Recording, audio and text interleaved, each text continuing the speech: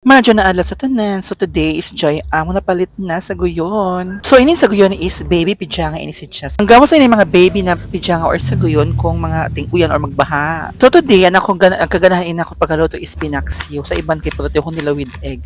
But ako mas ganahan pa nako ini ng paksiwon kay. Kaya lamang lamang isa kong pinaksiw. So nako isa ko ini sa na naman is doyaw kalidja din Bombay sa naloy.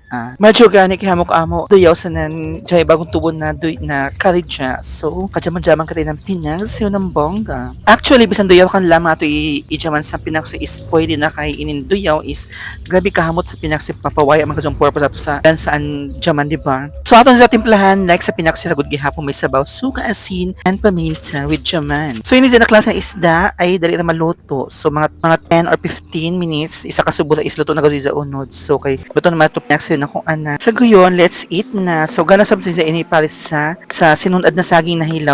Punway ijo ginamos. So, dila na ko tama. Thank you for watching.